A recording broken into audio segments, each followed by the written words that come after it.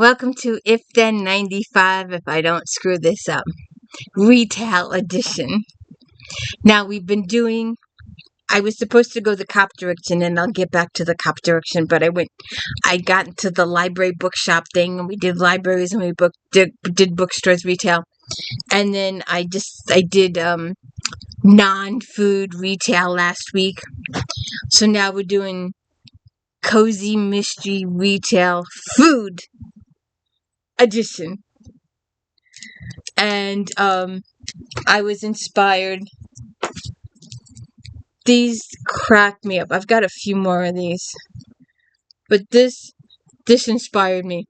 The chocolate shark shenanigans. I had to do a food cozy mystery once I saw this.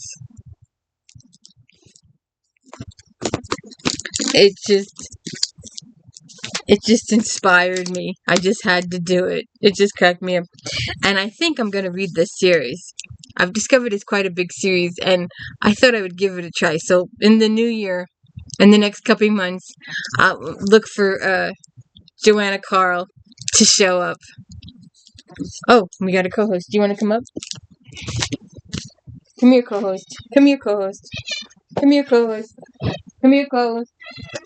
Come here, co-host. Got a co-host. A reluctant co-host. All right, so where were we? Oh, yes. Welcome to the D. Louise book series. I'm Christina K-O-S-T-I-N-A. This is where we read books and talk books. No special effects, no music, none of that fancy smancy stuff going on here. And it's just today.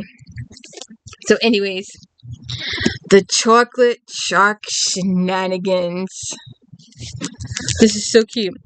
When a house near Lee and Joe's home goes up for sale, the couple teams up with Lee's aunt and uncle, Nettie and Hogan, to buy it, remodel it, and resell it for a sweet profit. But after the Baileys, the owners of the house, accept their offer, a local developer, Richard Spud Dirk, suddenly swoops in with a higher one, and it seems their dreams might be snatched away. Oh! So I need to save this for my home improvement cozies, because I am gathering some home improvement cozies. I did not know this was not a food, because it says chocolate shark shenanigans. So I thought it was food. That's my mistake. You inspired a food retail cozy, and you're not even a food retail cozy. Leo, who's passionate about the plan as her husband and uncle, is anxious to get back to focusing on managing Tenhu's chocolate. Oh, okay, so there is a store in here. But when a long-hidden gun is found behind a pipe in the Bailey's basement, she begins to suspect a mystery is afoot, and when Spud turns up dead in the Bailey's carport the next day, it becomes clear there's something rotten at the foundation. So where's the shark? What do sharks have to do with this?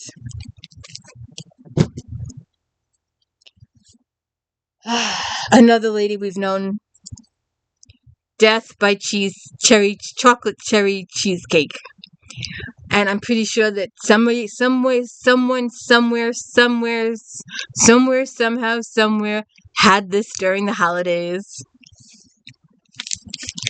Life just got a little sweeter in the island fishing village of Eastport, Maine. Jacoby, Jake, Tiptree, and her best friend Ellie are opening up a waterfront bake shop, the Chocolate Moose, where their tasty treats pair perfectly with the salty ocean breeze. But while Jake has moved on from fixing up houses, she still can't resist the urge to snoop into the occasional murder. Jake and Ellie have been through a lot together, from home repair to homicide investigation. So when they decide to open a chocolate-themed bakery, they figure it'll be a piece of cake. With Ellie's old family recipes luring customers in, they expect to make plenty of dough this 4th of July weekend. Having family home for the holiday only sweetens the deal for Jake, until the ill wind of an early-season hurricane blows up their plans. When the storm hits, Jake's grown son Sam is stranded in Boston bus station, and her husband Wade is stuck on a cargo ship. As bitter as the storm is, something even more sinister is brewing in the kitchen of the Chocolate Moose, where the health inspector is found dead. Ooh. Another author that we talk about often on this channel, Peach Pies and Alibis. I should have got the If you have not seen Flashback Mondays, please go check out Flashback Mondays. I started in 2007. I worked my way through 2016. And now we're doing, and the winner is. And then we're going to start back with the end of 2016 in a couple of weeks. Ellie Mae's LaFay Charmed Pie Shop is widely popular in Havenwood, Georgia, which is not surprising since Ella Mae can lace her baked goods with enchantments. The shop's extraordinary success seems destined to continue when Ella Mae meets an engaged couple who hire her to handle the dessert buffet at their wedding. But Ella Mae has a lot on her plate. She's also searching for the origin of her magical powers and determined if the spark of attraction she feels for the handsome Hugh Dillon is authentic or just her new abilities gone awry. And then there's the dead body to contend with. So we shall see what happens there. Murder at an Irish bakery, Carleen O'Connor. Now, I included this because her family owns the local pub, bar, whatever you want to call it, the bistro situation. But it's also it's a retail place. In Kilbane, opinions are plentiful and rarely in alignment. Oh, and check out my videos for these. I've done quite a few for Carleen O'Connor, anyway. But there's one thing everyone agrees on: the bakery in the Old Flower Mill just down a sign is the best in County Cork. Well worth the short drive and the long lines. No wonder it's about to be featured on a reality baking show. All 6 contestants in the show are coming to Kilbane to participate, and the town is swimming with excitement. Aside from munching on free samples, the locals, including Sivan, got a chance to appear in the opening shots. As for the competitors, not all are as sweet as their confections. There were shenanigans on the first day of filming that put everyone on edge, but that's nothing compared to the day 2 when the top contestant is found face down in her signature pie. And the Sullivans have got to solve the murder.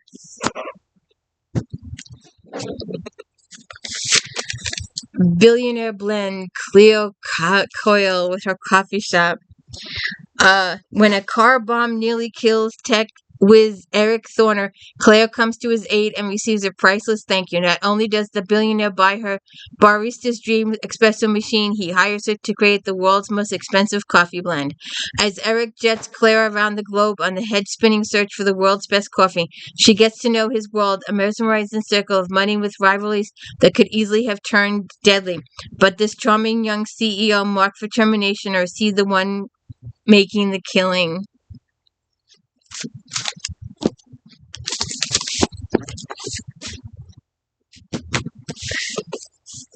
Laura Child's Blood Orange Brewing. When social darling Delany Dish throws a lush benefit for the restoration of a rundown Victorian home, Theodosia Browning donates tea and treats from her Indigo Tea Shop. But the grand unveiling of Thieves' Spreads proves a gruesome scene when beloved local political falls dead with a jagged piece of metal in his neck. Anyone at the event could be the culprit, but the police have a few leads and no suspects. Try as she might, Theodosia can't help but wonder who the murderer is, but her investigation will lead into places darker than her blackest tea. Arsenic and Old Cake, Jacklyn Brady. With business going stale at Zyko Cakes, Rita Lucero has plenty to worry about. But when her friend, blind trumpeter player Old Dog Leg McGee, asks for a favor, she can't say no. His brother Monroe disappeared 40 years ago, and now someone has shown up claiming to be him. Old Dog Leg needs Rita to be his eyes and see if the man really is his brother. DNA test! DNA test! Old Dog Leg sets Rita up with sexy Cajun bartender Gabriel Broussard to pose as newlyweds, checking into the same bed and breakfast Monroe is staying in, only for them to discover that Monroe's true identity isn't the only mystery they'll have to solve when another guest at the bed and breakfast turns up dead.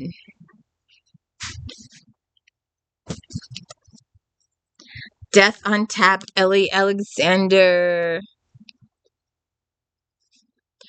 The Bavarian-themed town of Leavenworth, Washington is home to Krause family cheery generational brew house. Sloane Krause, gifted with a nose for hops and a talent for concocting delicious microbrews, has plans to expand her in-laws' old school business by creating original handcraft German beers until she sniffs out what's going on between her husband Mac and one of the barmaids. Fortunately, Bavaria's new hip microbrewery Nitro is about to launch, and owner Scott Strong hires Sloane on the spot to craft Northwest-inspired ales, whip up a tasty bar menu, and promote his buzzworthy Pucker Up IPA. It's a win-win for Sloane, who can't help but enjoy Mac's envy at their success. But when Mac is arrested after one of Nitro's competitors is found dead in a fermenting truck, clutching Garrett's secret IPA recipe, Sloane is on the case to exonerate her cheating ex and uncover who spilled the beans, or the wheat, or the yeast, or whatever that's called. To brie or not to brie, Avery Adams. Charlotte Bessette, owner of Fromages Bessette, known by locals as the Cheese Shop, has a lot on her plate, setting a date with her fiancé, feeding the actress in her grandmother's production of Hamlet, and planning the menu for her best friend and her cousin's upcoming wedding. At least her new creation, Sensual Delicious Brie Blueberry Ice Cream, has turned out perfectly. Just days before the wedding, a stranger turns up dead in the Indigo Ice Cream parlor's freezer, his head bashed with a container of Charlotte's signature ice cream. But this stranger turns out to be more than he seems. His death threatens to unravel all that Charlotte has worked for, and she has no choice but to investigate the murder and find out who really did it. Now, we already did an Ellie Adams. Amanda Flower, assaulted Carmel. Bailey King is living the sweet life as an assistant chocolatier at the world-famous JP Chocolates in New York City. But just when Bailey's up for a life-changing promotion, her grandmother calls with news that her grandfather's heart condition has worsened. Bailey rushes to Harvest, Ohio, where her grandparents still run Swiss Men Sweets, the Amish candy shop where she was first introduced to delicious fudge, truffles, and other assorted delights. She finds her grandfather is doing better than she feared. Unfortunately, the same can't be said for the local English developer whom Bailey finds dead in the candy shop kitchen with Jedediah King's chocolate knife buried in his chest. Now the police are sweet on her grandfather as the prime suspect, so she has to solve the murder to clear her grandfather. Rocky Road to Ruin, Mary Allen. Anybody want some ice cream? Bailey Rhodes travels to Four Flag and librarian at the CIA, makes a bittersweet return to childhood home, Penniman, Connecticut, a land of dairy farms and covered bridges, for a funeral. Despite the circumstances, Riley's trip home is sparkled with reunion with old friends to visit her father's cozy bookshop on the town greens and joyful hours spent at the counter at the beloved, utterly delicious ice cream shop. It feels like time to help her friend Caroline rebuild after her mother's death, and for Riley to do a bit of her own reflecting after a botched undercover mission in Italy. After all, it's always good to be home. But Caroline and her brother Mike have to decide what to do with the assets they've inherited. The ice cream shop as well as the farm they grew up at, and they've never seen eye to eye. Trouble begins to swirl as Riley is spooked by reports of a stranger camping behind the farm and by the odd behavior of the shop's mascot, Caroline's snooty Persian Sprinkles. When Mike turns up dead in the barn the morning after the funeral, the peace and quiet of the Penniman seems upended for good. She's got to find the killer. The Cakes of Wrath, Jacklyn Brady. Rita Lucian, owner of New Orleans cake shops Psycho Cakes, can't seem to stop saying yes. Even though things at the bakery are busy, Rita finds herself accepting a seat on the local Small Business Alliance, a group full of colorful characters like Chopper Shop owner Moose Hazen and his wife Destiny, whose personal life is messier than a cake someone left out in the rain. On the street, following a heated alliance meeting, Moose pulls Rita out of the path of a speeding van. Shaken and bruised, Rita notices the next day that her prescribed painkillers are missing. When she discovers Destiny's body in the couple shop, the stolen pill bottles in her lifeless hand only adds another layer to the mysterious death. But getting the frosty NOPD detective to stop focusing on her and look for Destiny's real killer will not be a cakewalk. pumpkin spice swirl. My girl Jen McKinley from the hat shop and the cupcake, and she also does a bookshop.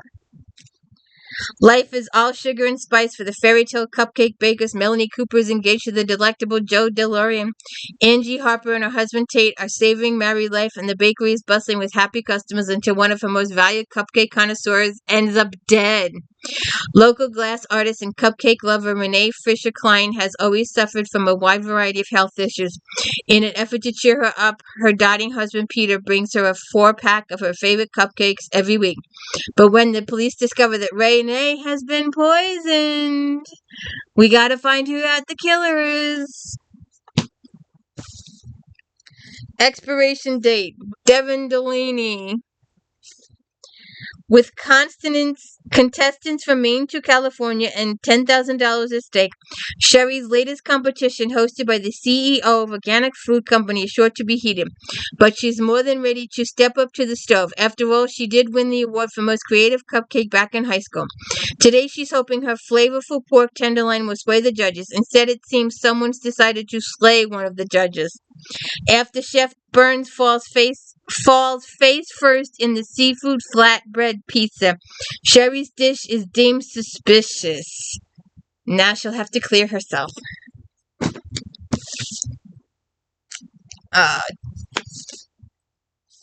Flipped for murder. Technically, this isn't a food one. Because Mackenzie owns the bike shop. Oh, this is a different one. This is the brother. Isn't this the brother?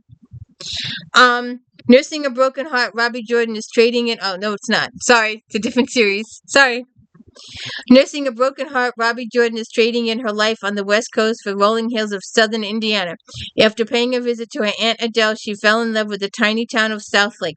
And when she spots a for sale sign on a rundown country store, she decides to snap it up and put her skills as a cook and carpenter to use. Everyone in town shows up at the grand reopening of Pans and Pancakes, but when the mayor's disagreeable assistant is found dead, Robbie realizes that not all press is good press, and she's gonna have to solve the murder.